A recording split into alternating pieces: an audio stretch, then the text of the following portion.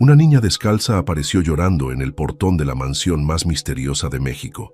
Lo que nadie sabía es que venía a reclamar lo que siempre fue suyo.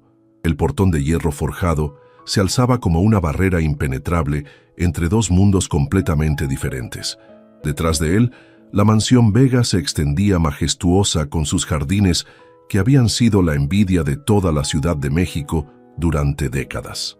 Frente a él, una niña de apenas 11 años permanecía inmóvil bajo el sol abrasador del mediodía, con lágrimas frescas marcando surcos en sus mejillas polvorientas. Esperanza Solís no era como cualquier otra niña de la calle. Mientras sus pies descalzos tocaban el pavimento caliente y su vestido rosa descolorido ondeaba con la brisa, en sus manos sostenía algo que cambiaría para siempre la vida del hombre más poderoso de la capital mexicana, una pequeña llave dorada que brillaba como un tesoro contra la luz del sol. Desde la ventana de su oficina en el segundo piso, don Ricardo Vega observaba la escena con una mezcla de irritación y curiosidad. A sus 43 años, el magnate de los bienes raíces había construido un imperio que se extendía desde Polanco hasta Santa Fe, pero nunca en su vida había visto a una niña plantarse frente a su hogar con la determinación que mostraba esa pequeña extraña. «Señor Vega», gritó Esperanza hacia las cámaras de seguridad, su voz atravesando el aire matutino con una claridad que sorprendió al empresario. «Sé que me está escuchando. Vine a devolverle algo que perteneció a su jardín, algo que mi mamá me pidió que trajera antes de irse al cielo». Las palabras de la niña golpearon a don Ricardo como una bofetada inesperada. Hacía exactamente 10 meses que había perdido a su esposa Cristina en un accidente automovilístico, y desde entonces había prohibido terminantemente que cualquier extraño mencionara temas relacionados con la muerte o la pérdida en su presencia. Pero había algo diferente en la voz de esta niña.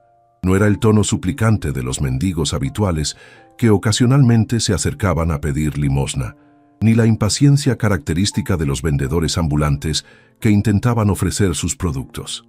Era algo más profundo, más personal, como si ella conociera secretos que él había enterrado junto con su dolor. «Váyase de aquí inmediatamente», respondió don Ricardo a través del intercomunicador, utilizando el tono áspero que había perfeccionado para alejar a personas indeseadas. «Esta es propiedad privada y no tengo tiempo para juegos infantiles». Esperanza no se movió ni un centímetro. En lugar de eso, levantó la pequeña llave dorada hacia las cámaras, como si estuviera mostrando una credencial de acceso que don Ricardo debería reconocer inmediatamente. «Esta llave abre el cofre que está enterrado bajo el rosal blanco del jardín trasero», dijo la niña con una serenidad que contrastaba dramáticamente con sus lágrimas. «Mi mamá Paloma trabajó aquí durante 7 años, cuidando las plantas que usted y la señora Cristina amaban tanto. Ella me contó secretos sobre este lugar que nadie más en el mundo conoce». El nombre de Paloma cayó sobre don Ricardo como un rayo en medio de una tormenta eléctrica. Paloma Solís había sido efectivamente la jardinera de la mansión Vega durante años, una mujer joven y misteriosa que poseía un conocimiento casi sobrenatural sobre plantas y flores. Había desaparecido súbitamente hace más de una década, dejando únicamente una carta de renuncia sin explicaciones y un jardín que nunca había vuelto a florecer con la misma magnificencia. «Imposible», murmuró don Ricardo para sí mismo, sintiendo que las paredes de su mundo controlado comenzaban a tambalearse. Paloma no tenía hijos, nunca mencionó a ninguna familia. Pero incluso mientras pronunciaba estas palabras en voz baja, la memoria comenzó a traicionarlo.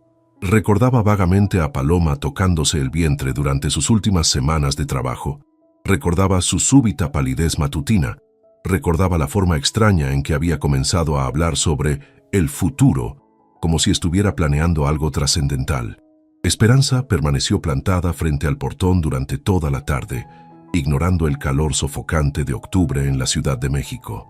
Varios transeúntes se detuvieron para preguntarle si necesitaba ayuda, pero ella respondía educadamente que estaba esperando que el señor Vega recordara quién era realmente. Conforme las horas transcurrían, don Ricardo se descubrió observando obsesivamente por la ventana a la niña que no cedía en su vigilia silenciosa. Había algo hipnótico en la forma en que permanecía inmóvil, como si fuera una estatua viviente que guardaba secretos ancestrales. María Elena Ramírez, el ama de llaves que había trabajado en la mansión durante más de 15 años, finalmente se acercó a su patrón con una expresión preocupada que raramente mostraba. «Don Ricardo», dijo María Elena mientras servía té de manzanilla en la fina porcelana que había pertenecido a la difunta Cristina. «Esa niña lleva 6 horas parada ahí afuera. No ha comido, no ha bebido agua, no se ha movido del lugar. Esto no es normal».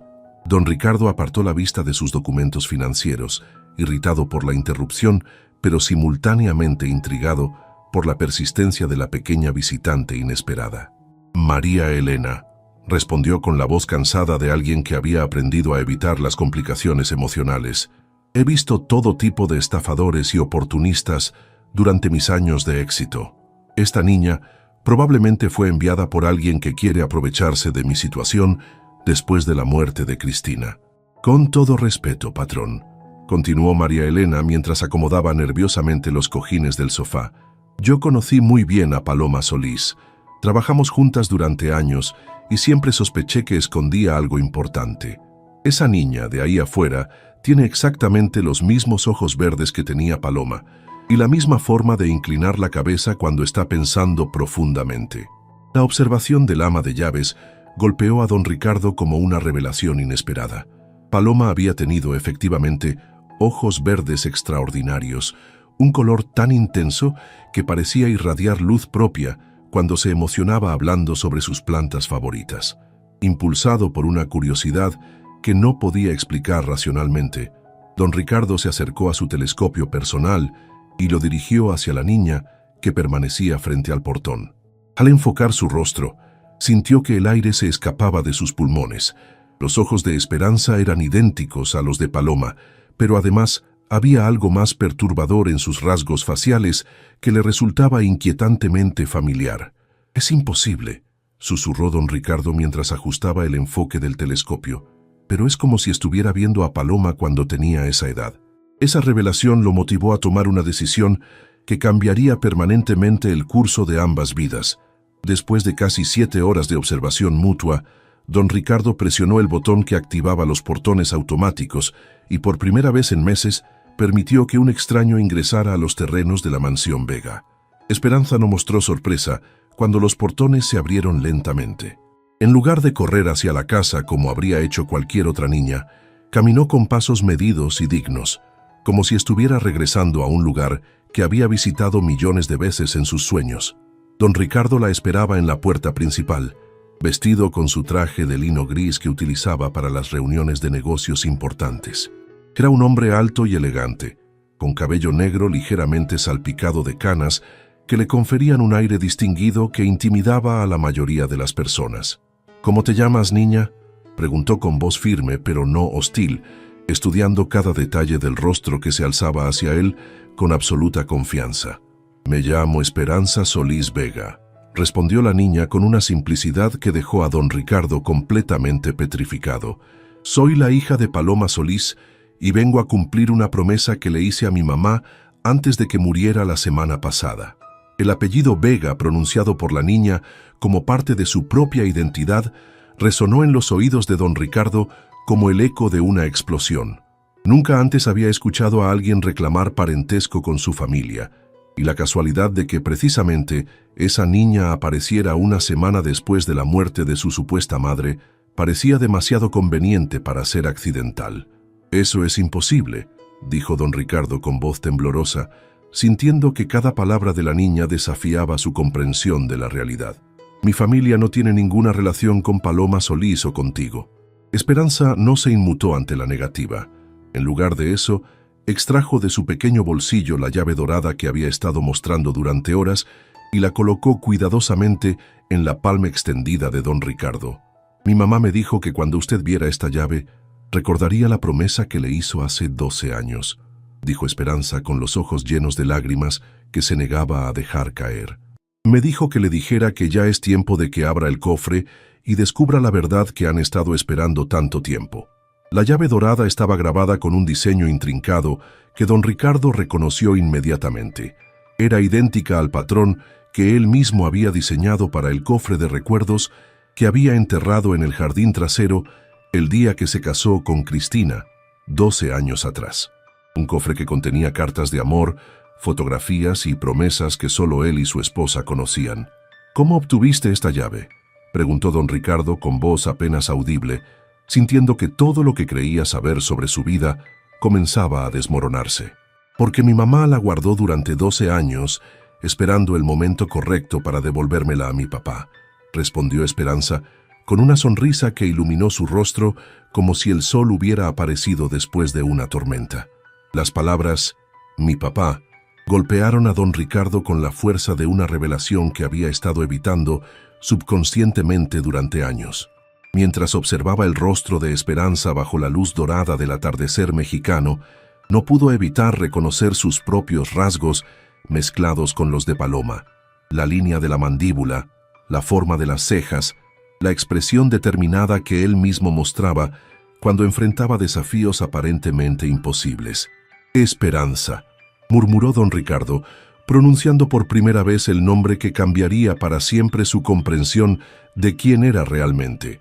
«¿Tu mamá te contó por qué se fue de esta casa hace tantos años?». La niña asintió lentamente, como si hubiera estado esperando esa pregunta específica durante toda su vida. «Mamá me contó que se enamoró del hombre más bueno del mundo, pero que él ya estaba prometido con alguien más. Cuando descubrió que yo venía en camino, decidió irse para no arruinar la felicidad de él, pero siempre supo que algún día tendríamos que encontrarnos». La historia narrada por Esperanza correspondía exactamente con las fechas que don Ricardo recordaba sobre la desaparición de Paloma. 12 años atrás, él efectivamente había estado comprometido con Cristina, planeando una boda que había sido el evento social más importante de la temporada en los círculos exclusivos de la Ciudad de México. Pero también recordaba las noches robadas con Paloma en el jardín trasero, las conversaciones susurradas entre las rosas, los besos furtivos que habían complicado tanto su corazón, que durante semanas había considerado cancelar su compromiso con Cristina. «Esperanza», dijo don Ricardo mientras colocaba suavemente su mano sobre el hombro de la niña, «necesito que me muestres exactamente dónde está enterrado ese cofre que mencionas». Juntos caminaron hacia el jardín trasero, donde las rosas blancas que Paloma había plantado años atrás habían crecido salvajemente, sin el cuidado experto que ella había proporcionado. Esperanza se dirigió directamente hacia el rosal más grande y comenzó a apartar la tierra con sus manos pequeñas, como si conociera la ubicación exacta desde siempre. Después de varios minutos de excavación, sus dedos tocaron algo sólido.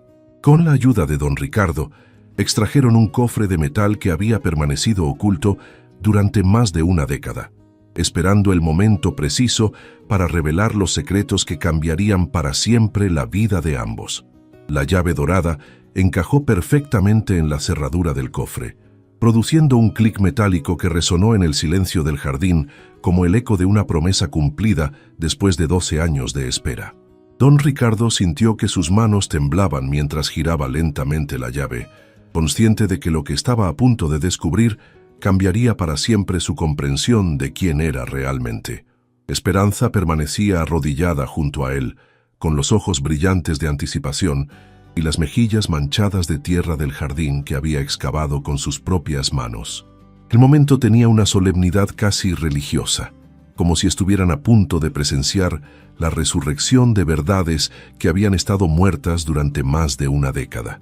El cofre se abrió con un gemido oxidado, revelando su contenido que había permanecido intacto a pesar del tiempo y la humedad. En el interior, cuidadosamente envueltos en seda blanca que se había amarillentado con los años, se encontraban objetos que hicieron que don Ricardo sintiera como si el suelo bajo sus pies se hubiera convertido en arena movediza. La primera pieza que emergió fue una fotografía en blanco y negro que mostraba a una Paloma joven y radiante, vestida con un elegante vestido de noche, sonriendo hacia la cámara con una felicidad que iluminaba toda la imagen. Pero lo que dejó sin aliento a don Ricardo no fue la belleza de Paloma, sino el hombre que aparecía a su lado en la fotografía. Él mismo, 12 años más joven, abrazando a la jardinera con una intimidad que había olvidado que existía. «Imposible», murmuró don Ricardo con voz quebrada. Esta fotografía. Nunca me tomé una foto así con Paloma. Yo estaba comprometido con Cristina en esa época. Esperanza observó cuidadosamente la reacción de su supuesto padre, leyendo cada emoción que cruzaba por su rostro como si fuera un libro abierto. Mamá me contó que esta foto se tomó durante la fiesta de cumpleaños de la señora Cristina, cuando usted se escapó al jardín para llorar porque se sentía confundido sobre lo que realmente quería en la vida. La descripción de Esperanza despertó un recuerdo que don Ricardo había enterrado tan profundamente que había logrado convencerse de que nunca había ocurrido. Recordó esa noche específica.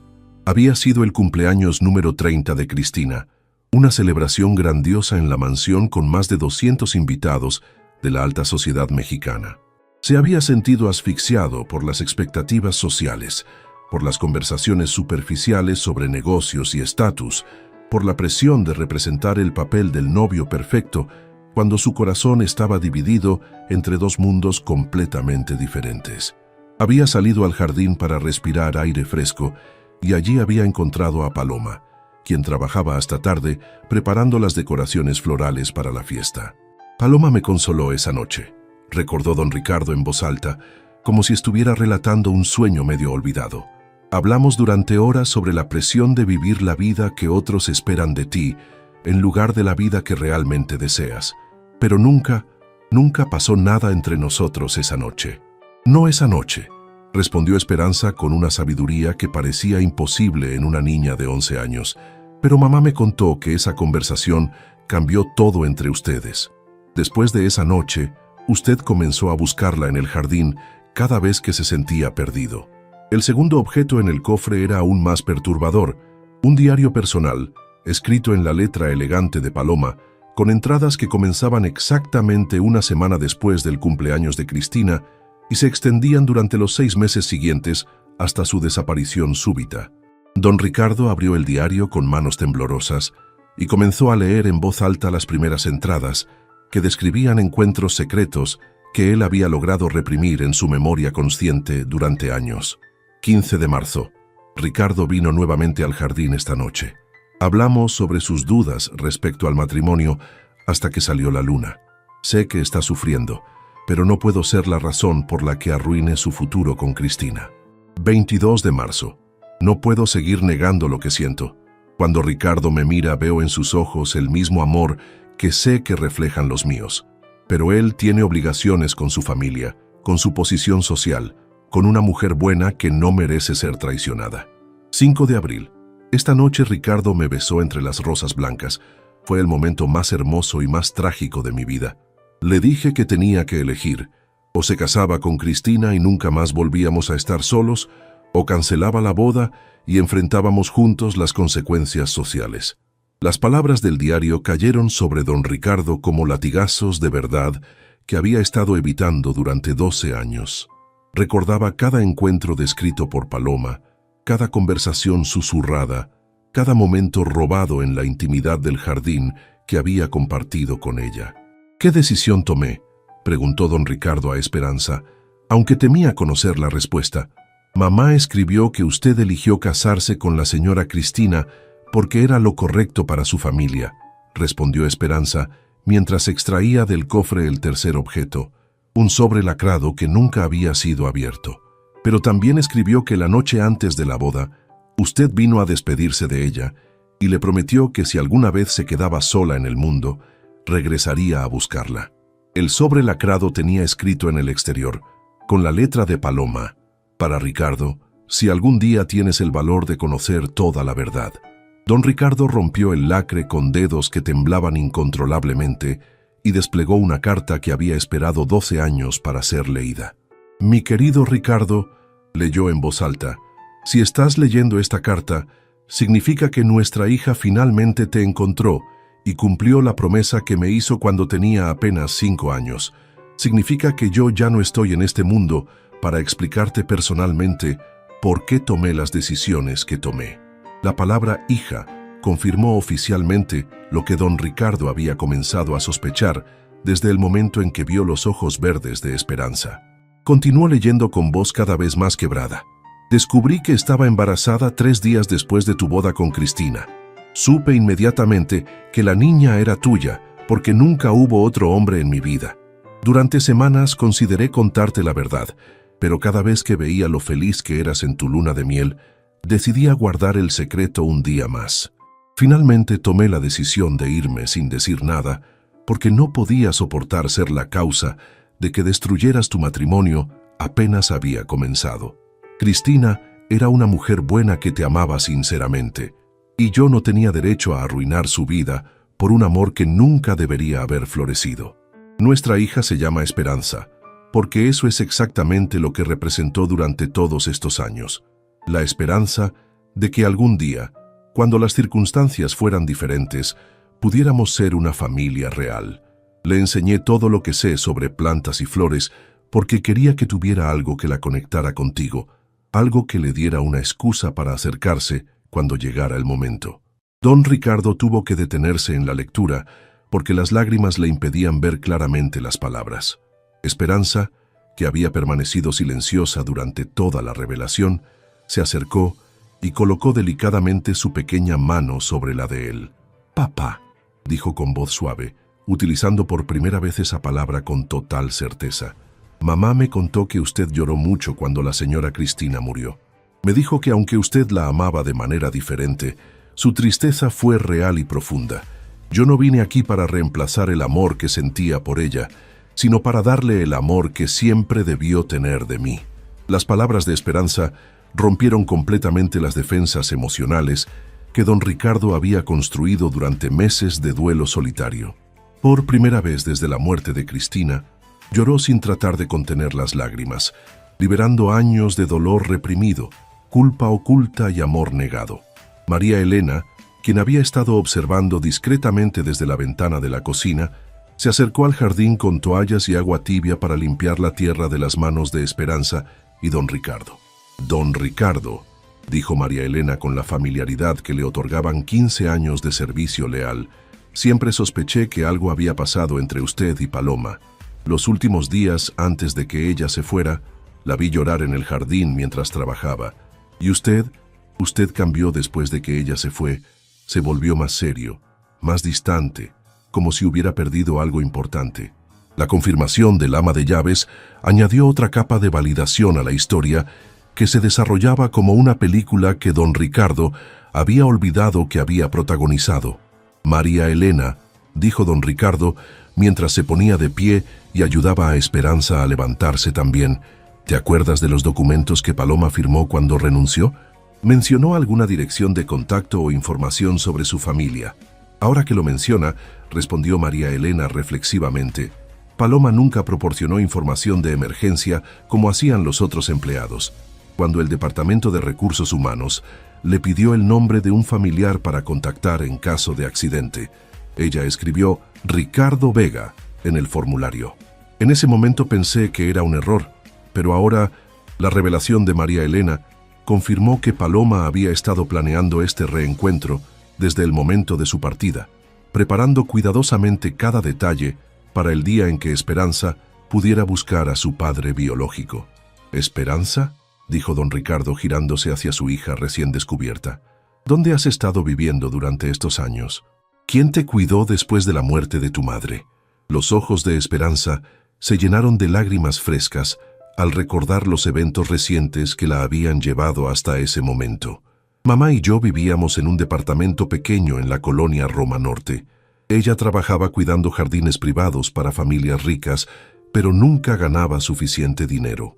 Cuando se enfermó hace 6 meses, tuvimos que vender todo lo que teníamos para pagar las medicinas.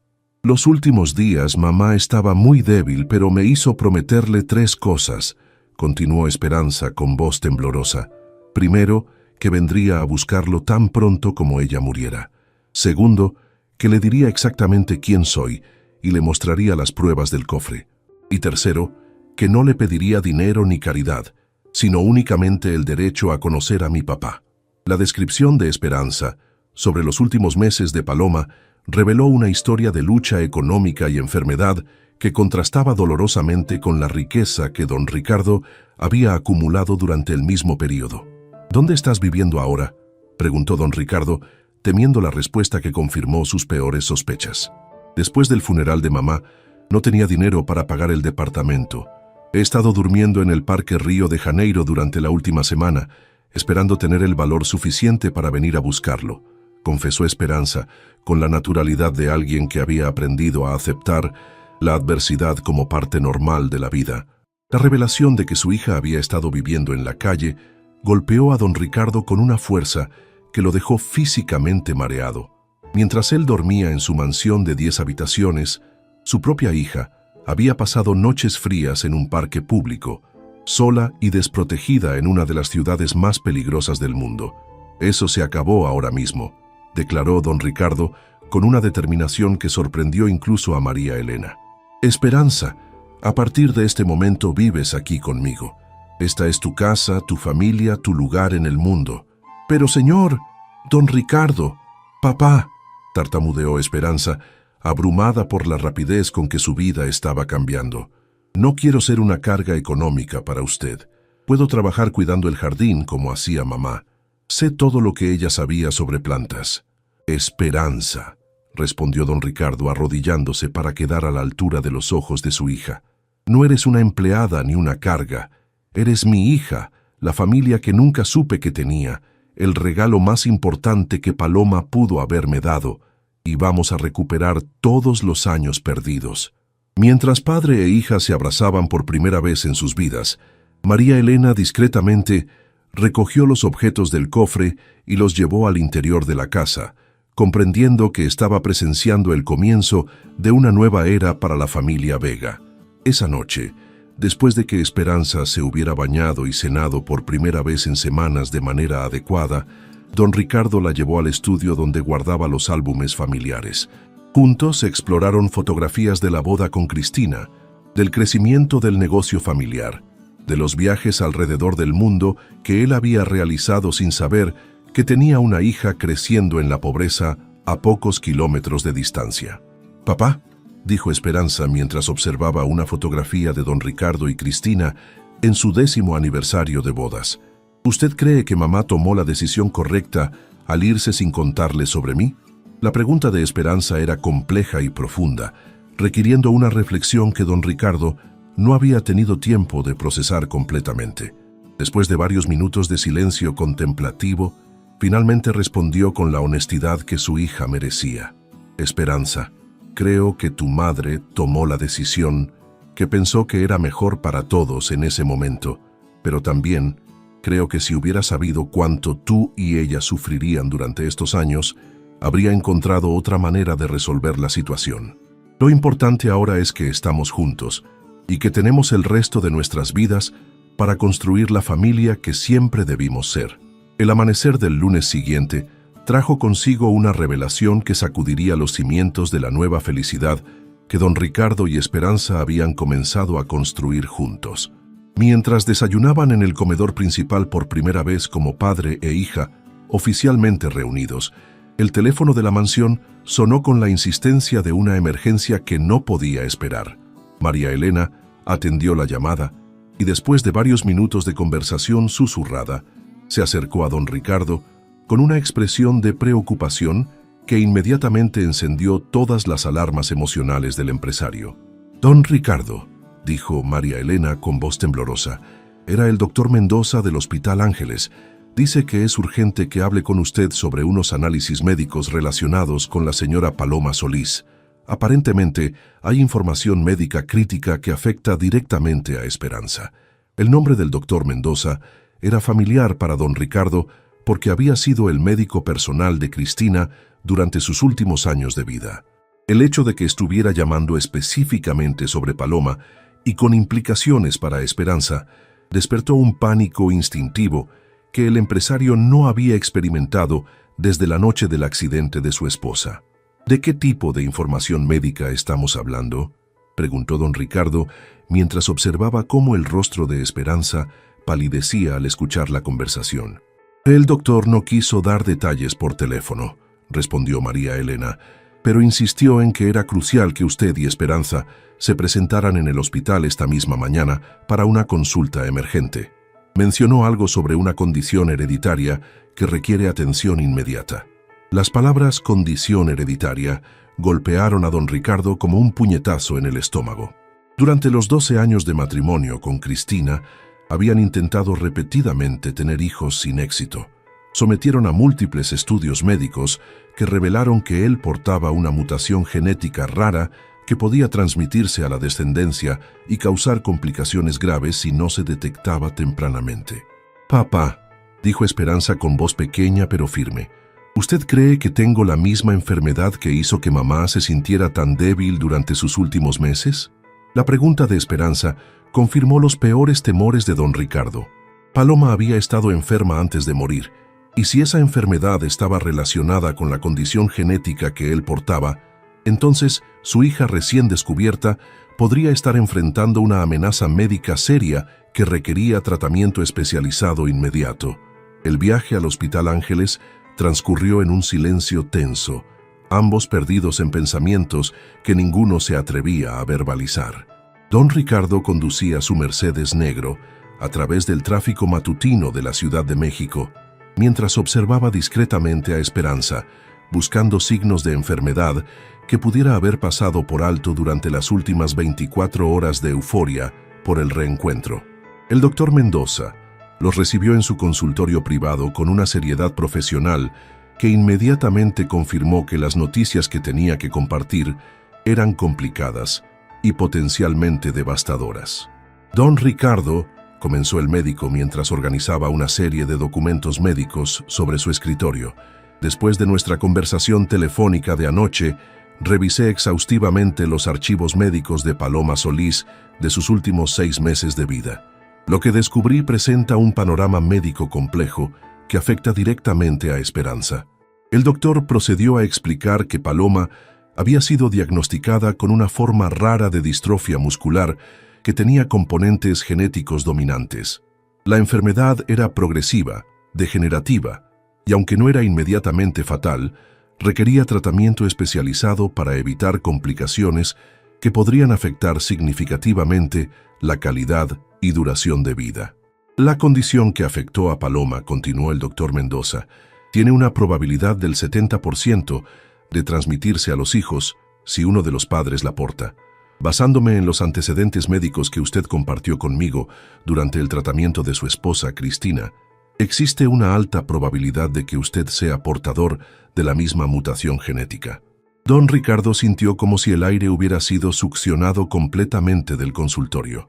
Durante años, había vivido con la culpa de que su condición genética pudiera haber sido la razón por la cual él y Cristina nunca habían logrado tener hijos exitosamente. Ahora descubría que no solo había tenido una hija, sino que esa hija podría haber heredado la condición médica que había sido su mayor pesadilla reproductiva.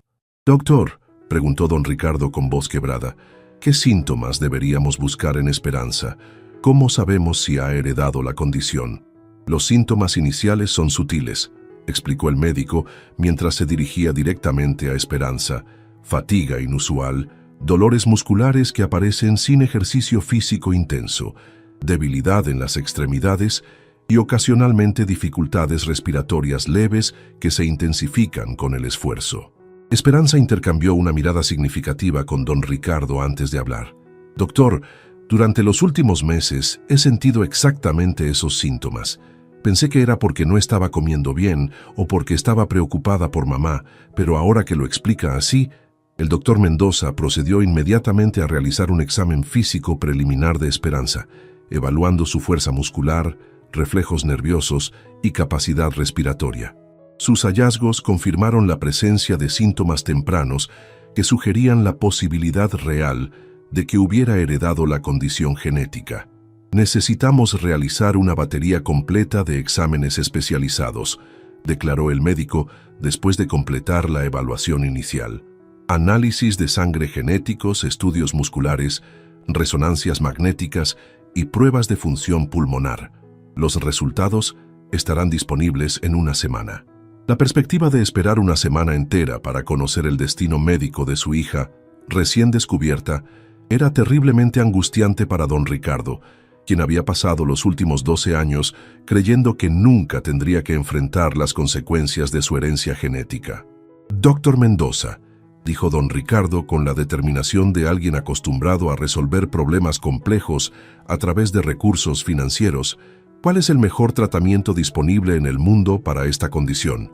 No me importa el costo ni la ubicación geográfica. El médico explicó que existían tratamientos experimentales prometedores siendo desarrollados en clínicas especializadas de Estados Unidos y Suiza, pero que el acceso dependía de múltiples factores, incluyendo la severidad de la condición, la respuesta del paciente a tratamientos preliminares y la disponibilidad de espacio en programas de investigación altamente selectivos. Lo más importante ahora, añadió el doctor, es mantener a Esperanza en condiciones óptimas de salud general mientras esperamos los resultados. Buena nutrición, ejercicio moderado y minimizar el estrés emocional tanto como sea posible.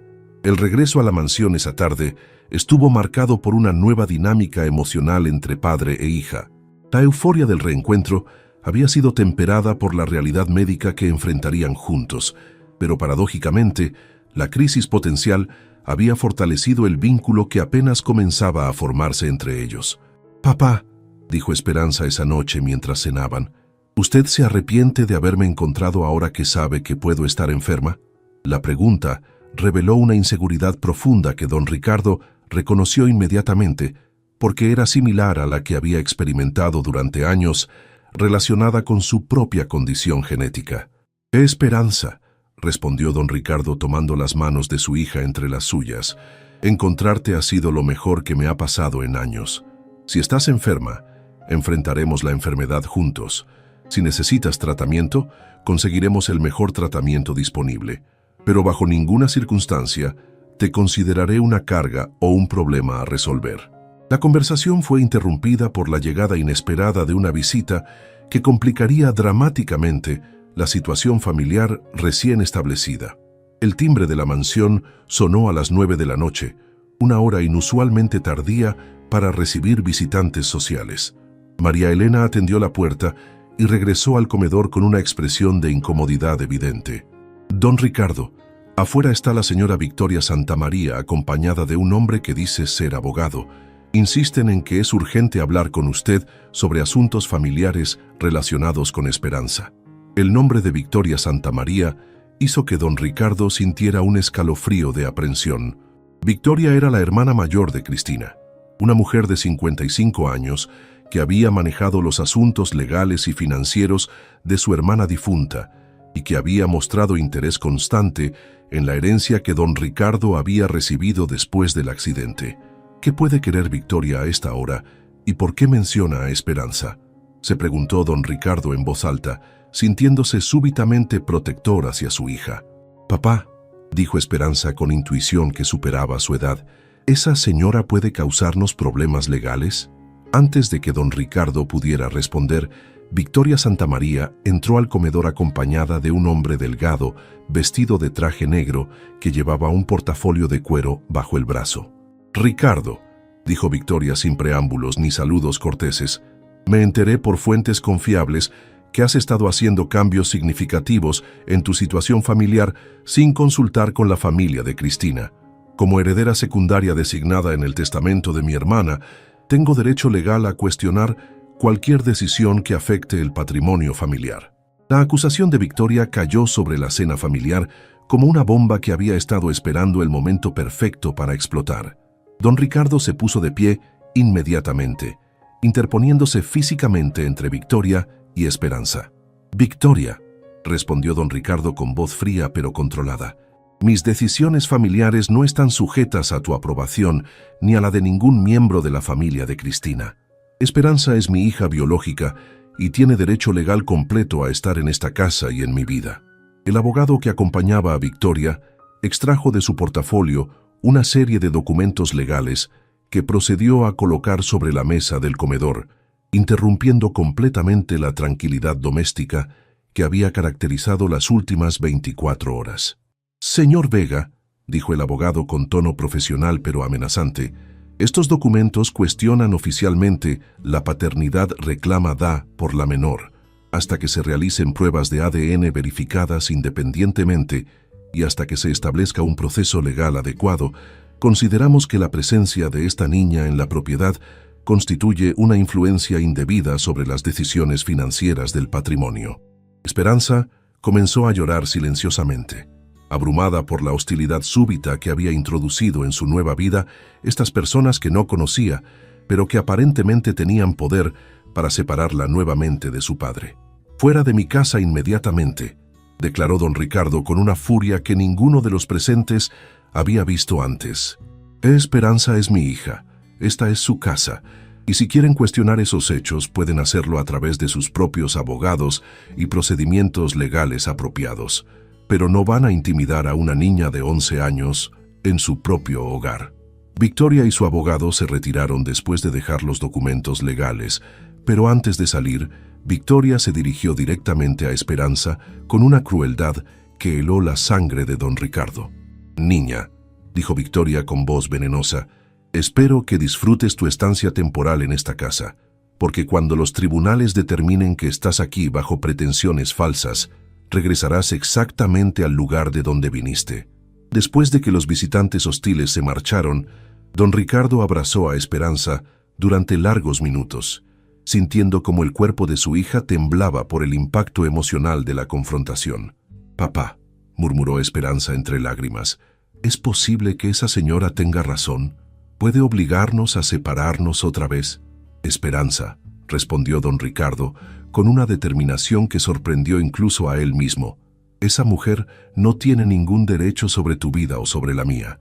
Mañana mismo contactaremos a los mejores abogados familiares de México para proteger legalmente nuestro derecho a estar juntos. Y realizaremos todas las pruebas de paternidad que sean necesarias para demostrar científicamente lo que ya sabemos en nuestros corazones».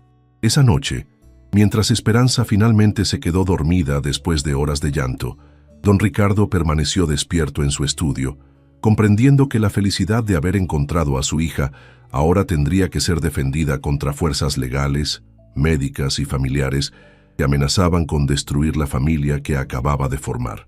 La guerra por el derecho a ser padre e hija había comenzado oficialmente, y don Ricardo estaba determinado a ganar todas las batallas que fueran necesarias para proteger el futuro que él y Esperanza merecían construir juntos. El amanecer del martes llegó envuelto en una bruma gris que parecía presagiar las tormentas que se avecinaban sobre la mansión Vega. Don Ricardo apenas había logrado dormir 3 horas consecutivas, pasando la madrugada elaborando estrategias legales y médicas para proteger a Esperanza de todas las amenazas que se cernían sobre su frágil felicidad familiar recién construida. A las 6 de la mañana, su teléfono personal sonó con la insistencia de una emergencia que no podía esperar. La voz al otro lado de la línea pertenecía al doctor Andrés Villalobos, el abogado familiar más prestigioso de México, quien había representado a don Ricardo durante los trámites legales posteriores a la muerte de Cristina. «Ricardo», dijo el doctor Villalobos con tono urgente, «recibí una llamada muy temprano de Victoria Santamaría. Aparentemente, ha contratado al bufete jurídico más agresivo de la ciudad para cuestionar la paternidad de Esperanza y está preparando una demanda que podría congelar todos tus activos hasta que se resuelva el caso judicialmente». Las noticias del abogado confirmaron los peores temores de don Ricardo sobre las intenciones de Victoria. La mujer no estaba simplemente cuestionando la legitimidad de Esperanza, estaba organizando un ataque legal coordinado destinado a destruir cualquier posibilidad de que padre e hija pudieran establecer una vida normal juntos. «Doctor Villalobos», respondió don Ricardo con la frialdad calculada que había perfeccionado durante décadas de negociaciones empresariales complejas, «necesito que prepare inmediatamente una demanda preventiva estableciendo la paternidad legal de Esperanza. Solicite órdenes de protección contra cualquier forma de acoso hacia mi hija y organice las pruebas de ADN más comprensivas disponibles para resolver esta cuestión de manera definitiva».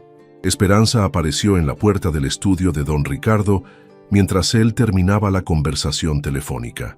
La niña había pasado una noche igualmente difícil, con pesadillas sobre ser separada nuevamente de su padre y de vuelta a la vida de soledad y pobreza que había experimentado después de la muerte de Paloma.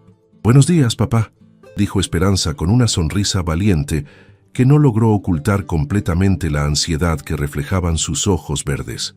¿Las noticias del abogado fueron muy malas? Don Ricardo cerró su teléfono y caminó hacia su hija, arrodillándose para quedar a su altura y colocando sus manos sobre los hombros pequeños pero determinados de Esperanza. «Mi amor», dijo don Ricardo utilizando por primera vez una expresión de cariño que surgió naturalmente de su corazón paternal recién despertado. «Las noticias son complicadas, pero no son malas. Simplemente significa que tendremos que demostrar legalmente lo que ya sabemos emocionalmente, que eres mi hija y que nadie en el mundo tiene derecho a separarnos». La explicación de don Ricardo fue interrumpida por la llegada de María Elena, quien traía el desayuno y noticias adicionales que complicarían aún más el panorama ya turbulento de esa mañana. «Don Ricardo», anunció María Elena mientras servía café recién preparado, «acaba de llegar por mensajería un sobre certificado del Hospital Ángeles. Dice que es urgente y que requiere respuesta inmediata».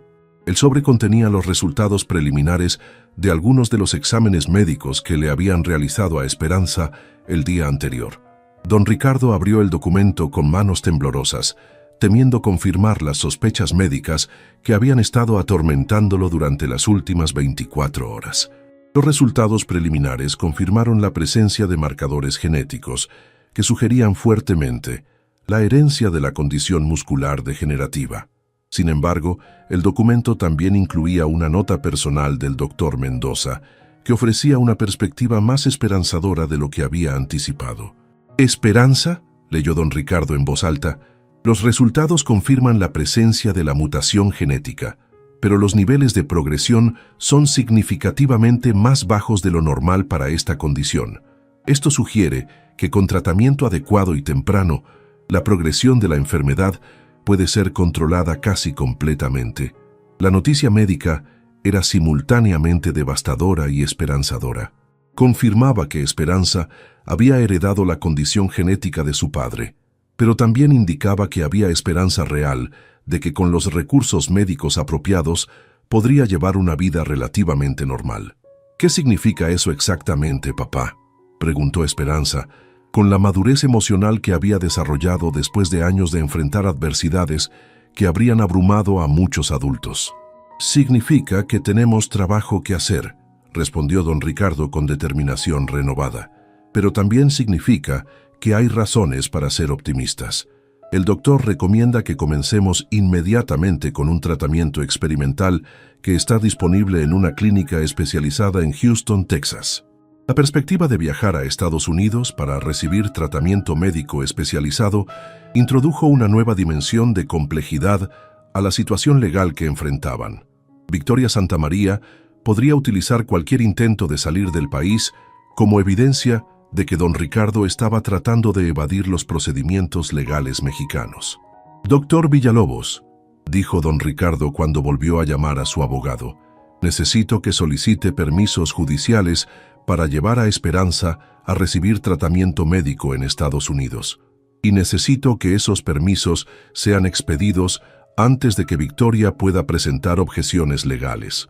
El abogado explicó que ese tipo de autorizaciones requerían documentación médica comprensiva y podrían tomar varias semanas de procesamiento, tiempo que podrían no tener si Victoria lograba obtener órdenes judiciales que restringieran los movimientos de Esperanza.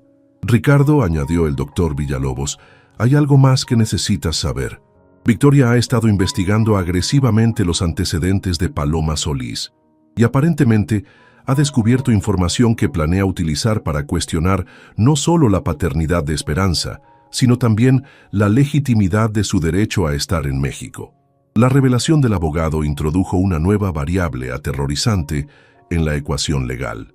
Si Victoria había descubierto irregularidades en la documentación de Paloma o de Esperanza, podría usar esa información para argumentar que la niña no tenía derecho legal a permanecer en el país, independientemente de la cuestión de paternidad. «¿Qué tipo de irregularidades podría haber encontrado?», preguntó don Ricardo, sintiendo que cada conversación revelaba nuevas dimensiones de la crisis que enfrentaban. «No tengo detalles específicos», respondió el abogado. pero mis fuentes sugieren que hay cuestiones relacionadas con la documentación de nacimiento de Esperanza y posiblemente con el estatus legal de Paloma durante los años que vivió y trabajó en México. Después de terminar la llamada, don Ricardo se dirigió inmediatamente al archivo personal, donde guardaba todos los documentos relacionados con los empleados que habían trabajado en la mansión durante los últimos 15 años. Si Victoria había encontrado irregularidades en los antecedentes de Paloma, él necesitaba conocer esos problemas antes de que fueran utilizados como armas legales contra Esperanza. Los archivos de Paloma Solís contenían información que don Ricardo nunca había examinado cuidadosamente durante los años que ella había trabajado para él. Mientras revisaba cada documento, comenzó a emerger un patrón de inconsistencias que explicaba cómo Victoria podía haber encontrado munición legal. Los documentos mostraban que Paloma había proporcionado una dirección que correspondía a un edificio que había sido demolido 5 años antes de que ella comenzara a trabajar en la mansión. Su número de seguridad social tenía irregularidades numéricas que sugerían que podría haber sido falsificado. Y más preocupante aún, no existían registros de empleo anterior a su trabajo en la mansión Vega. Esperanza, llamó don Ricardo a su hija, quien estaba leyendo en el jardín trasero cerca del lugar donde habían descubierto el cofre que había cambiado sus vidas. Necesito preguntarte sobre la documentación de tu mamá. ¿Alguna vez te contó sobre problemas con papeles o documentos oficiales? Esperanza dejó su libro y caminó hacia su padre con expresión reflexiva, como si estuviera accediendo a memorias que había mantenido cuidadosamente guardadas durante años. «Papá», dijo Esperanza después de varios minutos de silencio contemplativo, «mamá siempre me dijo que si alguien preguntaba sobre nuestros papeles, yo debía decir que habíamos perdido todos nuestros documentos en un incendio, pero nunca hubo ningún incendio en nuestro departamento». La confesión de Esperanza confirmó las sospechas que se habían estado formando en la mente de don Ricardo. Paloma había estado viviendo en México bajo documentación falsa o irregular, lo que significaba que Esperanza también podría tener problemas de estatus legal que Victoria podría explotar. «¿Tu mamá te explicó por qué tenían que usar esa historia sobre el incendio?», continuó preguntando don Ricardo, tratando de mantener un tono calmado para no alarmar a su hija. «Mamá me dijo que había venido a México desde Guatemala cuando era muy joven, huyendo de problemas muy peligrosos en su país. Me contó que había tenido que cambiar su nombre y conseguir papeles nuevos para protegernos a las dos», explicó Esperanza con una honestidad que rompió el corazón de don Ricardo. La revelación de que Paloma había sido una refugiada guatemalteca indocumentada añadía capas de complejidad legal que podrían ser devastadoras para las aspiraciones de Esperanza de permanecer legal y permanentemente en México como ciudadana reconocida. «Esperanza», preguntó don Ricardo con cuidado extremo, «¿sabes cuál era el verdadero nombre de tu mamá antes de que llegara a México?» «Se llamaba María Esperanza Tuyux», respondió la niña sin dudar. «Me puso Esperanza en honor a su propio nombre verdadero, pero siempre usó Paloma Solís después de llegar a México porque dijo que era más seguro para nosotras». El verdadero nombre guatemalteco de Paloma proporcionaba una pista crucial que don Ricardo podría utilizar para investigar los antecedentes reales de la madre de Esperanza y potencialmente legitimizar su estatus en México de manera retroactiva. «Mi amor», dijo don Ricardo tomando las manos de su hija, «esta información es muy importante para protegerte legalmente. Necesito que me cuentes todo lo que recuerdes sobre la historia de tu mamá en Guatemala y sobre por qué tuvo que venir a México». Esperanza procedió a relatar una historia que había escuchado en fragmentos durante años. Paloma había sido una estudiante de agronomía en Guatemala que había tenido que huir del país después de que su familia fuera amenazada por grupos paramilitares relacionados con conflictos sobre tierras agrícolas. Había llegado a México con apenas 17 años, embarazada y aterrorizada, buscando refugio y la oportunidad de comenzar una nueva vida. «Mamá siempre me dijo que México le había salvado la vida», continuó Esperanza, «y que algún día, cuando fuera seguro, me contaría toda la historia verdadera sobre por qué tuvimos que vivir con nombres diferentes». La historia de Paloma como refugiada política guatemalteca proporcionaba un contexto que podría ser usado para legitimizar su presencia en México y, por extensión, el derecho de Esperanza a ciudadanía mexicana por nacimiento en territorio nacional. Esperanza, dijo don Ricardo con nueva determinación, esta información podría ser la clave para resolver todos nuestros problemas legales. Necesito contactar inmediatamente a especialistas en inmigración y asilo político para documentar la historia de tu mamá de manera que proteja tu futuro en México. El resto del día transcurrió en una serie de llamadas telefónicas urgentes a abogados especializados en inmigración, organizaciones de derechos humanos que trabajaban con refugiados guatemaltecos y agencias gubernamentales que manejaban casos de asilo político retroactivo. Cada conversación revelaba nuevas posibilidades esperanzadoras, pero también nuevas complejidades burocráticas. El proceso para legitimizar el estatus migratorio de Esperanza podría tomar meses o incluso años, tiempo durante el cual Victoria podría utilizar los problemas de documentación para separar a padre e hija. «Doctor Villalobos», dijo don Ricardo durante su cuarta conversación telefónica de la tarde, «necesito que presente una moción legal clasificando a Esperanza como refugiada política por derivación, basándose en la historia de persecución de su madre en Guatemala.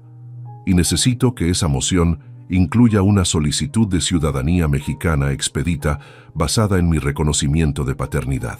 El abogado explicó que ese tipo de casos legales requerían evidencia documental extensa que podrían no tener disponible, considerando que Paloma había vivido bajo una identidad falsa durante más de una década. «Ricardo», añadió el doctor Villalobos, «hay algo más que necesitas considerar. Si Victoria descubre que Esperanza técnicamente no tiene estatus legal válido en México, puede solicitar que sea deportada a Guatemala mientras se resuelve el caso de paternidad. Y Guatemala, bueno, Guatemala podría no ser un lugar seguro para una niña sola. La posibilidad de que su hija recién descubierta fuera deportada a un país donde podría enfrentar los mismos peligros que habían obligado a Paloma a huir años atrás, aterrorizó a don Ricardo más que cualquier otra amenaza que hubieran enfrentado hasta ese momento. «Eso no va a suceder», declaró don Ricardo con una determinación que sorprendió incluso a su abogado.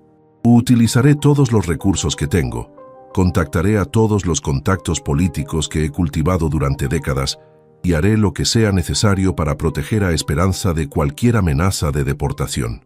Esa tarde, mientras cenaban juntos en el comedor que había comenzado a sentirse como un verdadero hogar familiar, don Ricardo observó a Esperanza con una mezcla de orgullo paternal y fiereza protectora que nunca había experimentado antes. «Papá», dijo Esperanza con la sabiduría que había adquirido después de años de adversidad, «¿usted cree que vamos a poder ganar todas estas batallas legales?» Don Ricardo consideró cuidadosamente su respuesta, queriendo ser honesto, pero también queriendo proporcionar la seguridad emocional que Esperanza necesitaba durante este período de incertidumbre extrema. «Esperanza», respondió finalmente, «no sé si vamos a ganar fácil o rápidamente, pero sí sé que vamos a luchar con todos los recursos que tengo y que nunca voy a permitir que nadie te separe de mí otra vez. Tu mamá te trajo hasta mí por una razón y vamos a honrar ese regalo peleando por nuestro derecho a ser una familia». La noche terminó con ambos revisando documentos, planeando estrategias y preparándose para las batallas que vendrían en los días siguientes. La guerra por su derecho a ser padre e hija había escalado significativamente, pero también había fortalecido la determinación de ambos de emerger victoriosos, costara lo que costara. El miércoles amaneció con una llamada telefónica que cambiaría completamente el rumbo de la batalla legal que don Ricardo había estado librando durante las últimas 48 horas.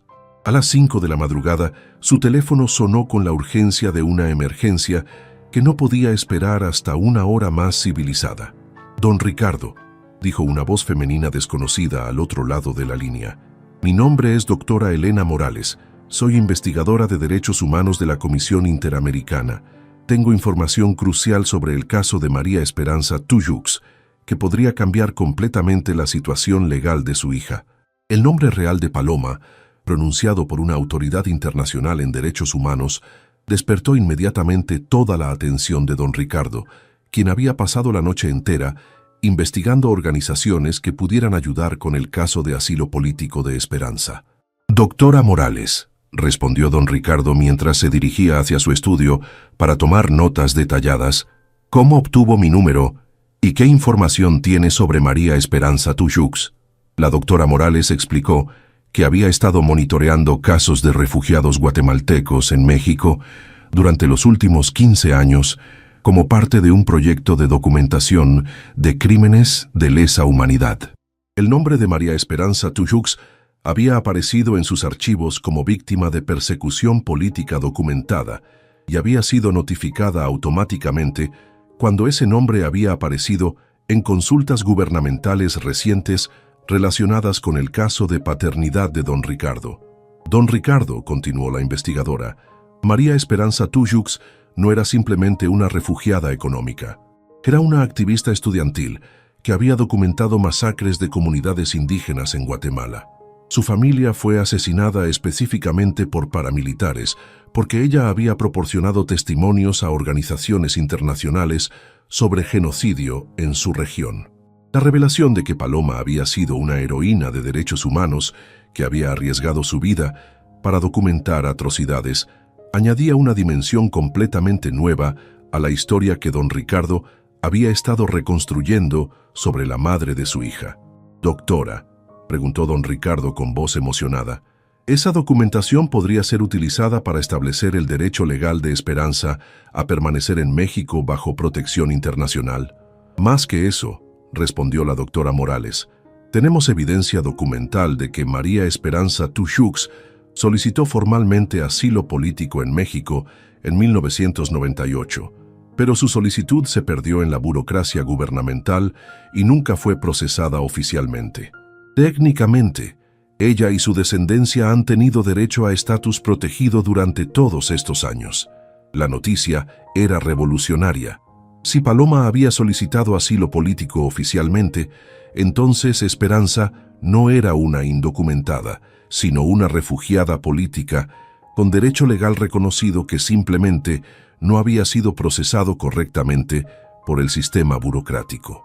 ¿Qué necesito hacer para recuperar esa documentación y legitimizar el estatus de Esperanza?, preguntó don Ricardo, sintiendo que finalmente había encontrado el arma legal que necesitaba para proteger a su hija.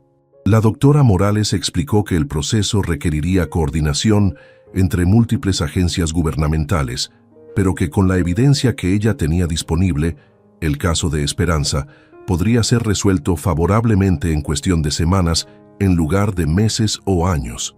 «Don Ricardo», añadió la investigadora, «hay algo más que debe saber.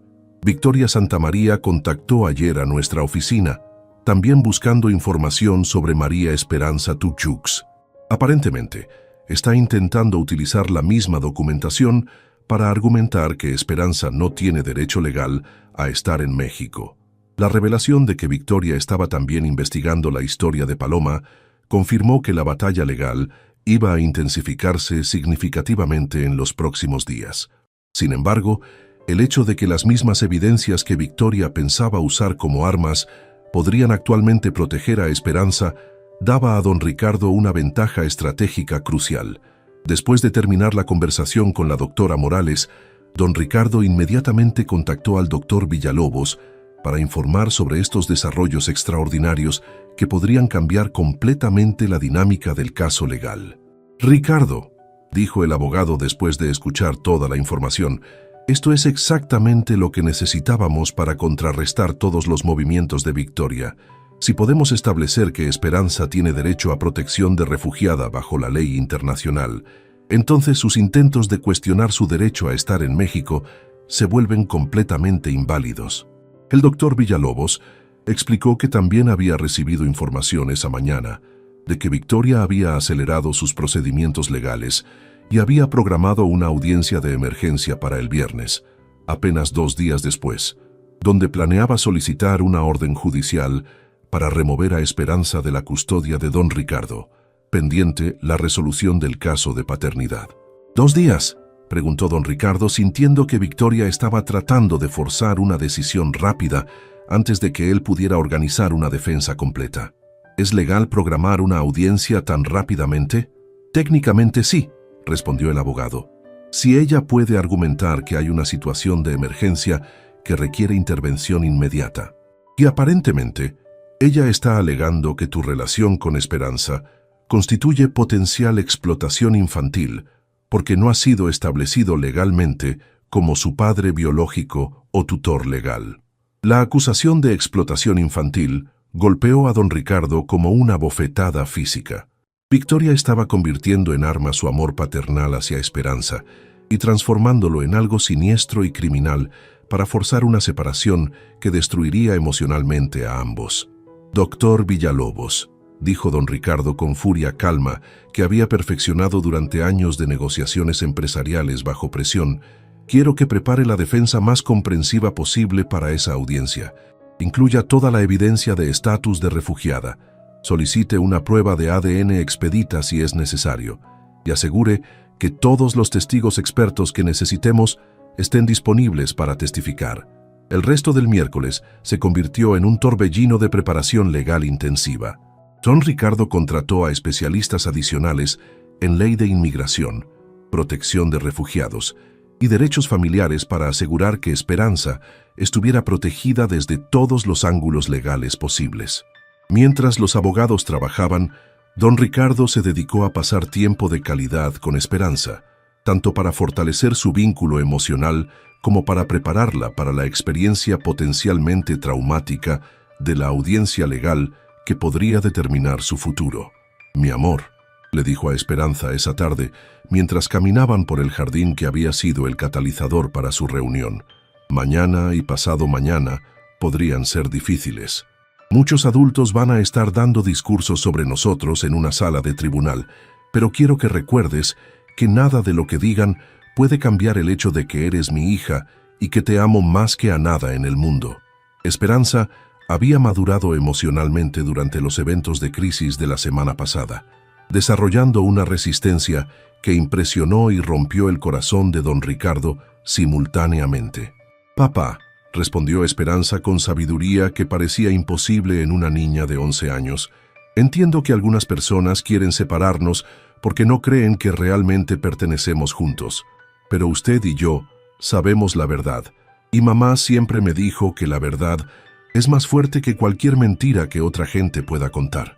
La fe absoluta de Esperanza en su relación y en la justicia del universo proporcionó a don Ricardo fortaleza espiritual que sabía que necesitaría para las batallas que se avecinaban.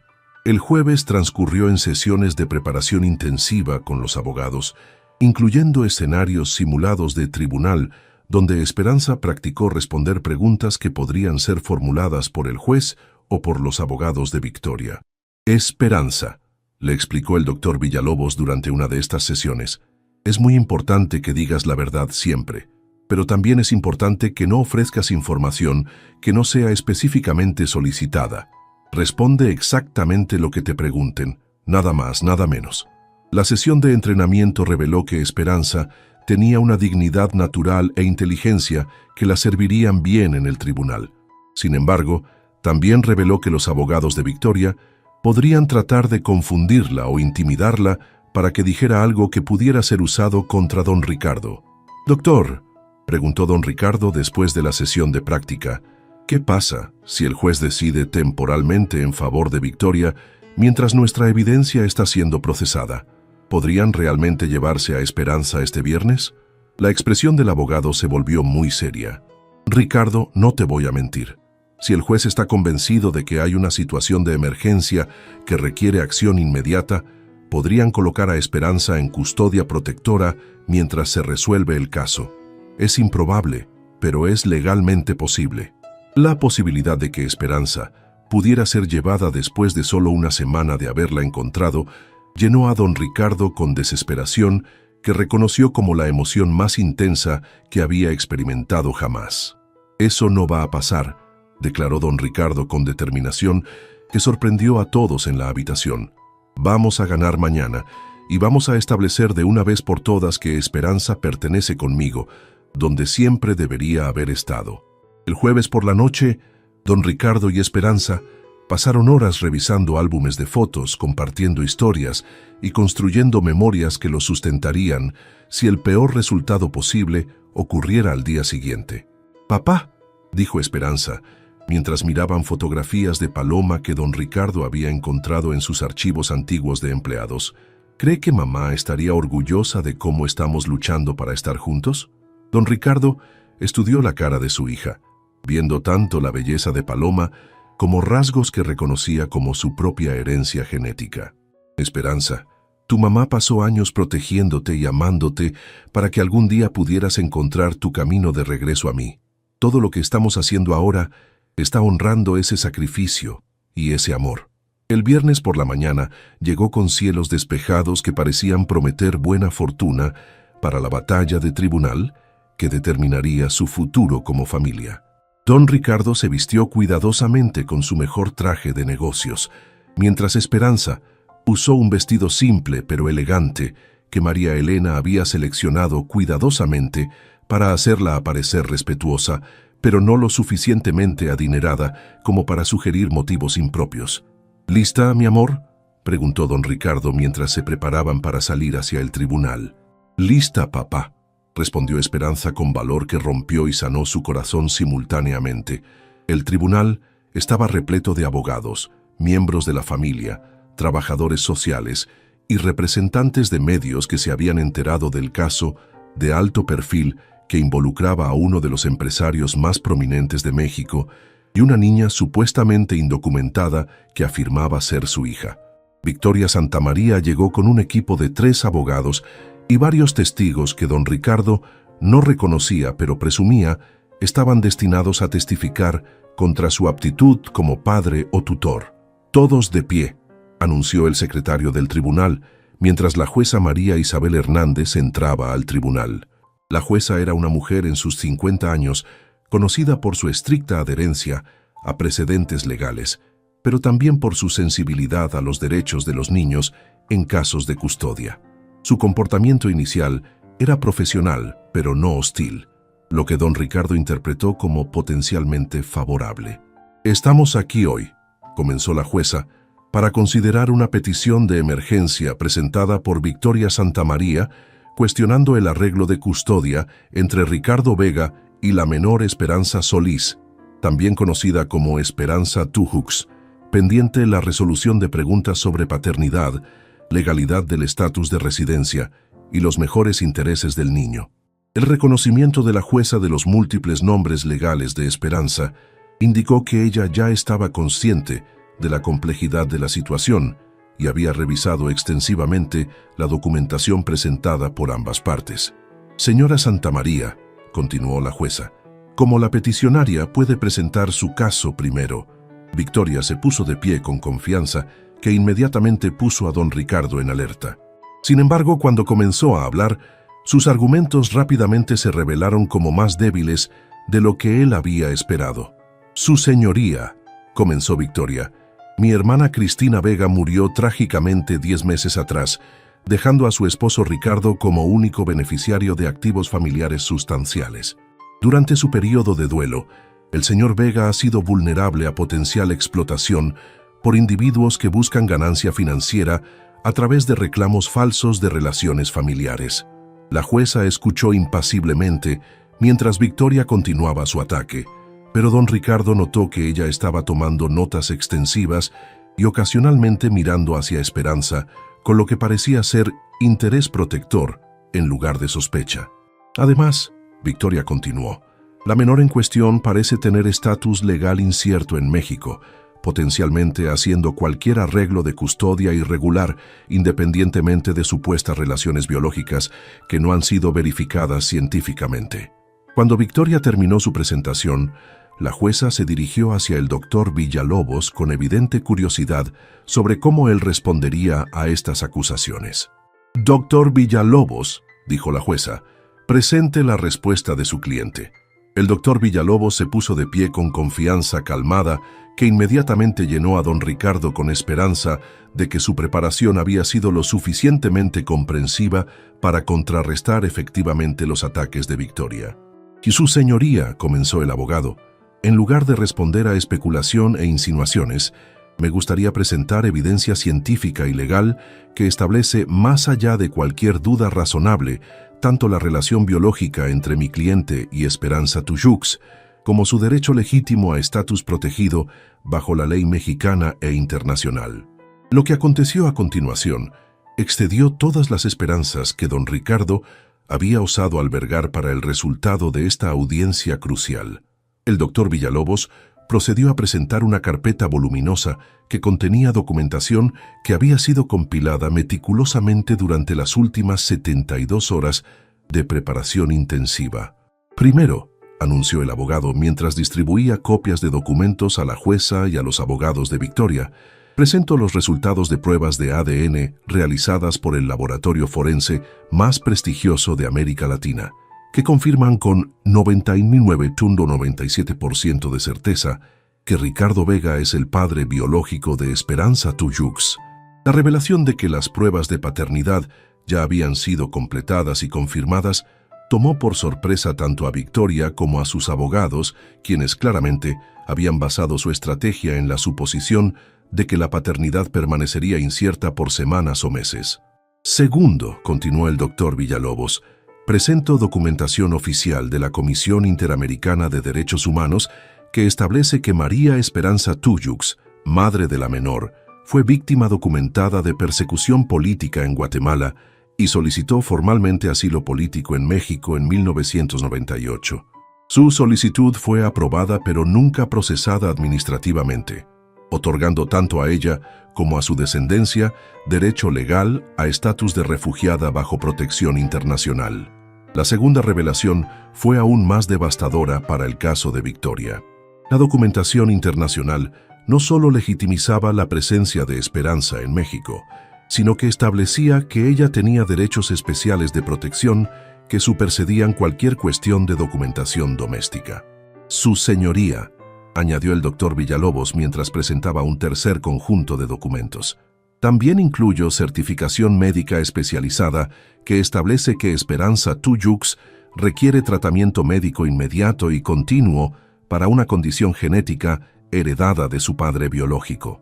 La separación de la menor de su única familia conocida en este momento constituiría no solo trauma emocional severo, sino también interrupción potencialmente peligrosa de cuidados médicos críticos». La jueza María Isabel Hernández había estado examinando cuidadosamente cada documento mientras el doctor Villalobos presentaba su caso.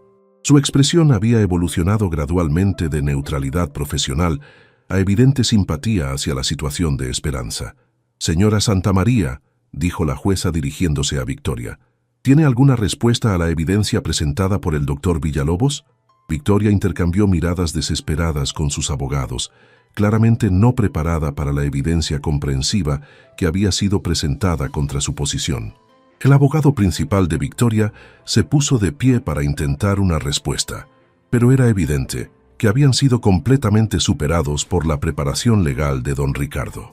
«Su señoría», comenzó el abogado de Victoria con menos confianza de la que había mostrado al inicio de la audiencia, «aunque reconocemos que la evidencia presentada sugiere relaciones biológicas, mantenemos que el bienestar de la menor requiere evaluación más extensa antes de que se establezca un arreglo de custodia permanente». La jueza consideró la respuesta durante varios minutos antes de dirigirse directamente a Esperanza, quien había permanecido sentada silenciosamente durante toda la audiencia, observando cada desarrollo con la madurez que había desarrollado durante años de adversidad. «Esperanza», dijo la jueza con voz gentil pero autorizada, «¿entiendes por qué estamos todos aquí hoy?» «Sí, su señoría», respondió Esperanza con claridad y dignidad que impresionó a todos en el tribunal. «Estamos aquí porque algunas personas piensan que no debo vivir con mi papá y otras personas piensan que sí debo vivir con él, y usted tiene que decidir cuál grupo tiene razón». La simplicidad y honestidad de la respuesta de Esperanza claramente tocó a la jueza, quien continuó con preguntas diseñadas para evaluar el bienestar emocional de la niña.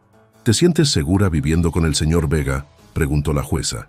Me siento más segura con mi papá de lo que me he sentido desde que murió mi mamá, respondió Esperanza sin hesitación. Él me cuida cuando estoy enferma, me protege cuando tengo miedo y me ayuda a entender cosas complicadas. Es exactamente como mamá me dijo que sería mi papá si alguna vez lo encontraba. ¿Hay algo que quieras decirle al tribunal sobre tu situación?, continuó la jueza. Esperanza consideró la pregunta cuidadosamente antes de responder con una respuesta que sellaría permanentemente el resultado de la audiencia. Su señoría, dijo Esperanza con voz firme pero emocionada, mi mamá murió protegiéndome y amándome para que algún día pudiera encontrar a mi papá. Todos estos años, ella guardó secretos y sacrificó su propia felicidad para asegurar que yo estuviera segura hasta que llegara el momento correcto. Si usted me separa de mi papá ahora, todo el sufrimiento de mi mamá no habrá servido para nada, y eso sería la cosa más triste del mundo entero. Las palabras de Esperanza crearon un silencio emocional en el tribunal que duró varios minutos completos. Incluso Victoria parecía emotivamente afectada por la elocuencia y sinceridad de la niña. La jueza, María Isabel Hernández, se tomó casi 15 minutos para revisar toda la documentación antes de anunciar su decisión, un periodo durante el cual don Ricardo sintió como si su corazón estuviera suspendido entre latidos. Después de revisar toda la evidencia presentada, anunció finalmente la jueza, el tribunal encuentra que la evidencia científica, legal y testimonial presentada por el doctor Villalobos es comprensiva y convincente. Las pruebas de paternidad establecen inequívocamente que Ricardo Vega es el padre biológico de Esperanza Tushux. La documentación de derechos humanos establece que tanto la menor como su madre difunta tenían derecho legal a protección en México bajo estatutos internacionales de refugiados. La jueza continuó. Más importante aún, el testimonio de la menor misma demuestra que ella está prosperando emocional y físicamente bajo el cuidado del señor Vega, y que separarla de él en este momento constituiría trauma psicológico severo sin justificación legal válida. Por lo tanto, concluyó la jueza, el tribunal rechaza la petición de la señora Santamaría y establece custodia legal completa de Esperanza Tushux con su padre biológico Ricardo Vega, con todos los derechos y responsabilidades que ello conlleva bajo la ley mexicana. El martillazo final de la jueza resonó en el tribunal como el sonido de la justicia, prevaleciendo sobre la manipulación y la codicia. Don Ricardo abrazó a Esperanza, mientras las lágrimas de alivio y felicidad corrían por sus mejillas. Victoria y sus abogados salieron del tribunal derrotados, sabiendo que habían perdido definitivamente cualquier influencia sobre la vida familiar de don Ricardo. ¿Ya terminó, papá?, preguntó Esperanza mientras caminaban hacia la salida del tribunal. ¿Ya nadie puede separarnos? Ya terminó, mi amor, respondió don Ricardo con una sonrisa que iluminó todo su rostro. Ahora somos oficialmente una familia para siempre, y nadie en el mundo puede cambiar eso. Esa tarde, de regreso en la mansión Vega, que ahora era oficialmente el hogar permanente de Esperanza, padre e hija celebraron su victoria legal con una cena especial preparada por María Elena, quien había estado siguiendo los procedimientos legales con ansiedad maternal. Don Ricardo, dijo María Elena mientras servía el postre, siempre supe que esta niña pertenecía aquí. Desde el primer día que la vi en el jardín, pude ver que tenía los mismos ojos que usted cuando era joven. La observación de María Elena recordó a don Ricardo cuánto había cambiado su vida en apenas 2 semanas. Había pasado de ser un viudo solitario que evitaba las emociones complejas, a ser un padre dedicado dispuesto a luchar contra cualquier adversidad para proteger a su hija. «Papá», dijo Esperanza esa noche mientras se preparaba para dormir en su habitación permanente, «¿qué vamos a hacer mañana ahora que ya no tenemos que preocuparnos por tribunales y abogados?» «Mañana», respondió don Ricardo con una sonrisa, «vamos a comenzar a planear tu tratamiento médico en Houston. Y después de eso, vamos a hacer todas las cosas que los padres e hijas hacen juntos: viajar, aprender, jugar y especialmente cuidar el jardín donde todo empezó». Esperanza se durmió esa noche con una sonrisa de seguridad absoluta, sabiendo finalmente que había encontrado su lugar permanente en el mundo. Y don Ricardo permaneció despierto durante horas, agradeciendo silenciosamente a Paloma por el regalo extraordinario que le había dejado y prometiendo ser el padre que Esperanza merecía durante todos los años que tenían por delante. La batalla por el derecho a ser una familia había terminado.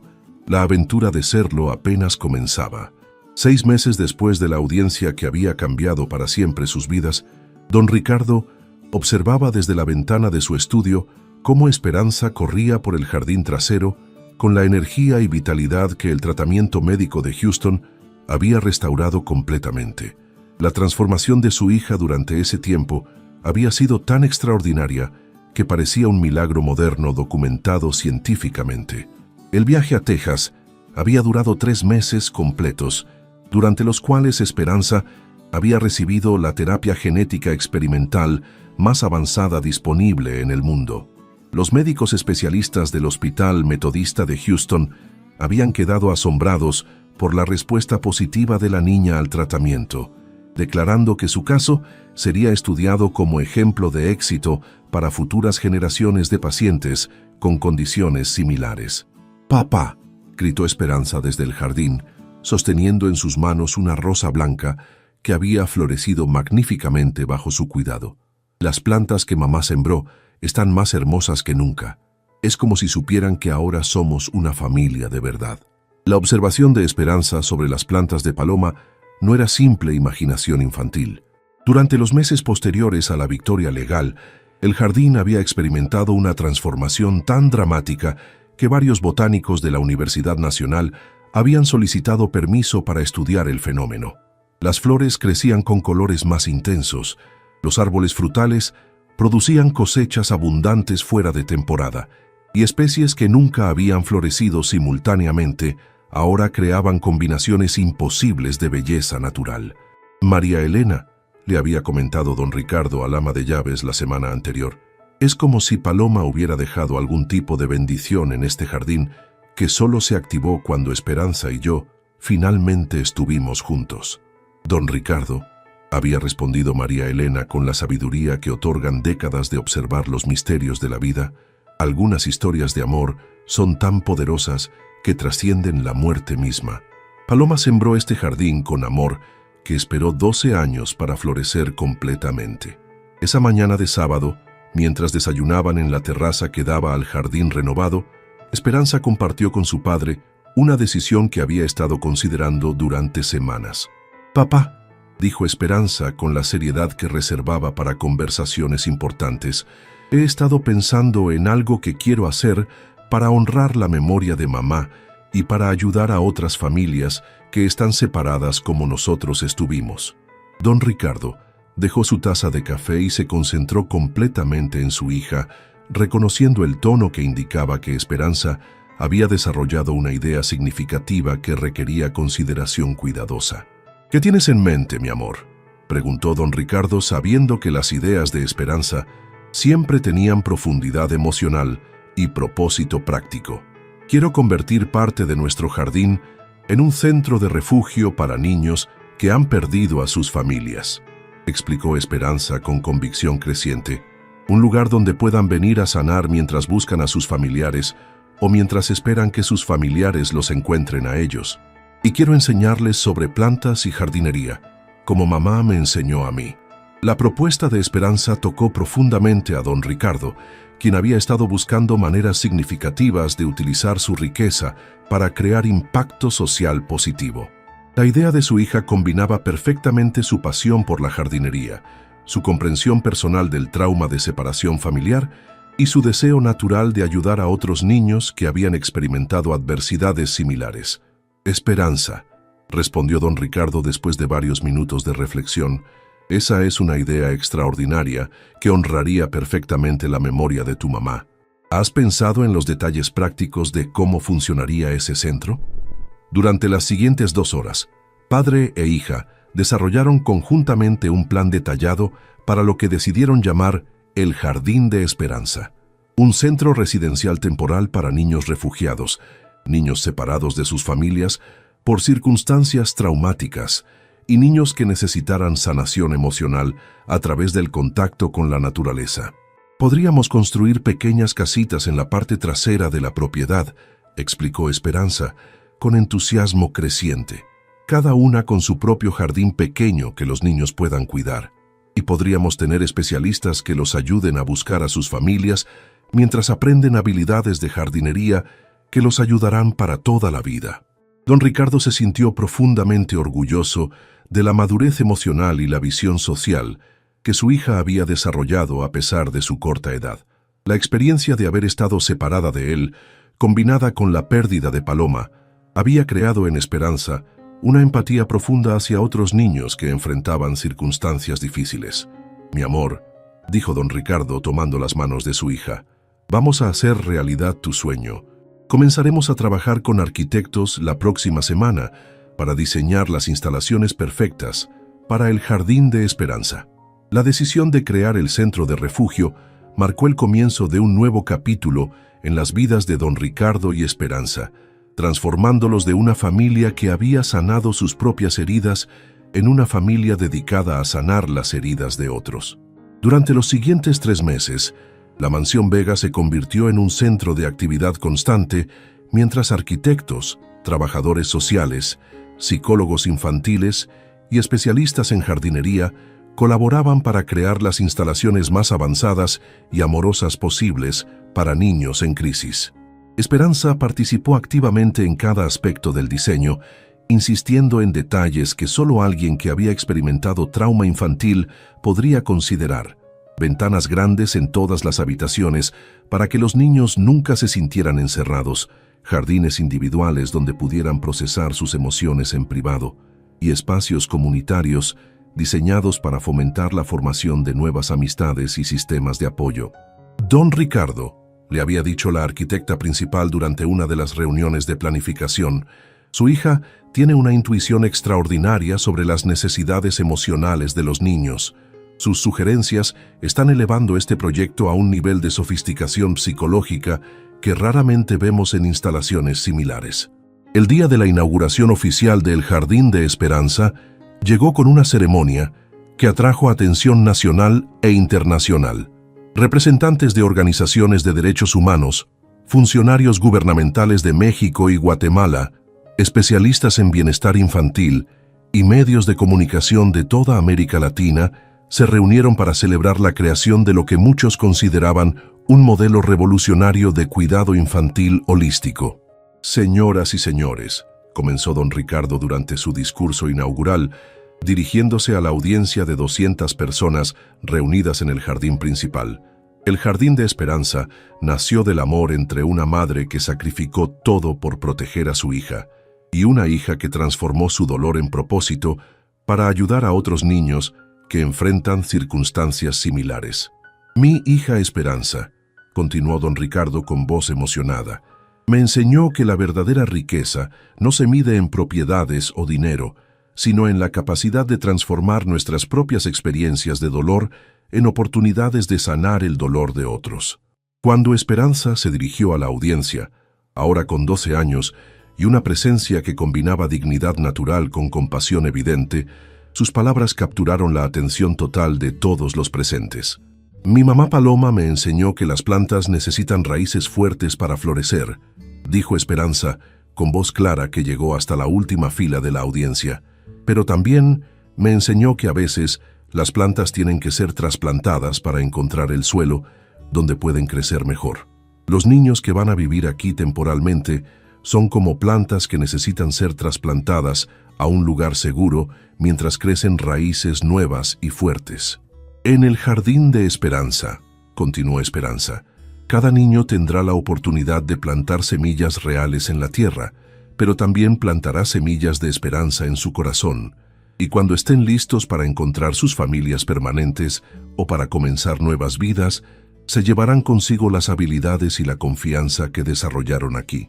El aplauso que siguió al discurso de Esperanza duró más de 5 minutos, con muchos adultos en la audiencia, visiblemente emocionados por la sabiduría y compasión demostrada por una niña que había transformado su propio trauma en una misión de servicio hacia otros. Los primeros niños llegaron a El Jardín de Esperanza una semana después de la inauguración. 3 hermanos guatemaltecos que habían sido separados de sus padres durante la migración, 2 niñas mexicanas que habían perdido a sus familias en un terremoto y un niño hondureño cuya madre había muerto, protegiéndolo de la violencia en su país natal. Esperanza trabajó directamente con cada niño, enseñándoles técnicas de jardinería que su mamá le había transmitido, pero más importante aún, compartiendo su propia historia de pérdida, separación y eventual reunión familiar como evidencia de que la esperanza podía prevalecer incluso en las circunstancias más difíciles. «Mira, Carlos», le dijo Esperanza a uno de los hermanos guatemaltecos mientras plantaban tomates juntos, «cuando mi mamá murió, pensé que nunca iba a ser feliz otra vez, pero ella había plantado semillas de esperanza en mi corazón que no florecieron hasta que encontré a mi papá. Tú también tienes semillas de esperanza plantadas por tu familia y van a florecer cuando llegue el momento correcto». Los resultados del programa fueron extraordinarios desde el comienzo. Los niños no solo sanaban emocionalmente más rápido que en programas tradicionales, sino que también desarrollaban habilidades prácticas de agricultura, autoestima renovada y sistemas de apoyo entre ellos que durarían para toda la vida. «Don Ricardo», le informó la directora del programa después de 6 meses de operación, «los resultados que estamos viendo aquí están siendo estudiados por universidades en 3 continentes. El modelo que usted y Esperanza han creado está revolucionando nuestra comprensión de cómo los niños procesan trauma y desarrollan resistencia». Un año después de la apertura de El Jardín de Esperanza, don Ricardo y Esperanza recibieron una invitación que marcaría el reconocimiento internacional definitivo de su trabajo. Las Naciones Unidas les había solicitado presentar su modelo en una conferencia mundial sobre derechos de los niños refugiados. «Papá», dijo Esperanza la noche antes de partir hacia Nueva York para la conferencia de la ONU, ¿cree que mamá habría imaginado que su jardín secreto se convertiría en algo así de importante? Don Ricardo observó a su hija, ahora de 13 años, quien había crecido no solo físicamente, sino emocionalmente, hasta convertirse en una joven mujer con propósito claro y compasión profunda hacia los más vulnerables. «Esperanza», respondió don Ricardo con orgullo paternal que iluminó todo su rostro. «Tu mamá plantó mucho más que flores en este jardín. Plantó semillas de amor, esperanza y servicio que han florecido en ti de maneras que han cambiado las vidas de cientos de niños. Estoy seguro de que ella está orgullosa del Jardín Mundial de Esperanza que tú has creado». Durante la conferencia de las Naciones Unidas, Esperanza presentó ante representantes de 50 países el modelo de El Jardín de Esperanza, explicando cómo la combinación de terapia horticultural, apoyo emocional especializado y construcción de comunidad había logrado tasas de éxito que superaban cualquier programa similar en el mundo. «Honorables delegados», dijo Esperanza dirigiéndose a la Asamblea General de la ONU, con confianza que había desarrollado a través de años de hablar con niños traumatizados. «Mi historia personal me enseñó que la separación familiar puede ser devastadora, pero también me enseñó que la reunión familiar puede ser sanación más poderosa que cualquier medicina. El Jardín de Esperanza existe para asegurar que ningún niño pierda la esperanza mientras busca su camino de regreso a casa». El discurso de Esperanza en las Naciones Unidas resultó en compromisos de financiamiento internacional para replicar el modelo de El Jardín de Esperanza en 12 países diferentes, estableciendo una red global de centros que utilizarían la terapia horticultural como base para la sanación infantil. De regreso en México, padre e hija continuaron desarrollando y expandiendo su trabajo, pero también dedicaron tiempo a disfrutar la vida familiar simple que había sido la base de todo su éxito. Los domingos por la mañana se convirtieron en tradición sagrada. Don Ricardo y Esperanza caminaban juntos por el jardín original, donde todo había comenzado, revisando las plantas que Paloma había sembrado años anteriormente y que ahora florecían de maneras que parecían mágicas. «Papá», dijo Esperanza durante una de esas caminatas dominicales, «¿alguna vez extraña la vida que tenía antes de que yo llegara?». La pregunta tocó el corazón de don Ricardo porque reveló que, a pesar de todos sus éxitos y reconocimiento internacional, Esperanza aún tenía inseguridades residuales sobre su impacto en su vida. «¿Qué esperanza?», respondió don Ricardo deteniéndose para abrazar a su hija en el lugar exacto donde habían descubierto el cofre que había cambiado sus vidas. «Antes de que llegaras, yo tenía una casa grande, pero no tenía hogar. Tenía dinero, pero no tenía propósito. Tenía un negocio exitoso, pero no tenía alegría. Tú no interrumpiste mi vida, mi amor. Tú le diste significado a la vida que nunca pensé que podría tener. Además», añadió don Ricardo con la sonrisa que se había convertido en su expresión habitual después de años de felicidad paternal, «gracias a ti, ahora soy el padre orgulloso de la joven más extraordinaria del mundo, y juntos estamos cambiando vidas de niños en 5 continentes. Ese es un legado del cual tu mamá Paloma estaría más que orgullosa de ver». En el silencio cómodo que siguió, tanto padre como hija reflexionaron sobre el viaje extraordinario que había comenzado cuando una niña determinada había aparecido en los portones de hierro con una pequeña llave dorada y se había negado a renunciar a la esperanza de encontrar a su familia. El jardín alrededor de ellos bullía con actividad de los niños que actualmente vivían en el Jardín de Esperanza, sus risas y voces creando una sinfonía de sanación que llenaba el aire con música más hermosa que cualquier sala de conciertos podría producir. «Papá», dijo Esperanza finalmente, «creo que mamá sabía exactamente lo que estaba haciendo cuando me envió a encontrarlo. Sabía que juntos podríamos crear algo más grande que simplemente la felicidad de una familia. Sabía que nuestro amor podría multiplicarse en amor para cientos de niños que lo necesitan más que nada». Y en ese momento, mientras el sol se ponía sobre el jardín que había sido plantado con amor, nutrido con secretos, y había finalmente florecido en algo extraordinario, don Ricardo supo con certeza absoluta que cada lágrima derramada, cada miedo enfrentado y cada batalla luchada había valido la pena para crear la familia y el legado que ahora los rodeaba con belleza y propósito. El secreto del jardín perdido había sido revelado, que a veces los tesoros más preciosos crecen en lugares donde el amor ha sido plantado, pero aún no se le ha permitido florecer, esperando pacientemente el momento perfecto cuando los corazones están listos para recibir los regalos que han estado esperándolos todo el tiempo.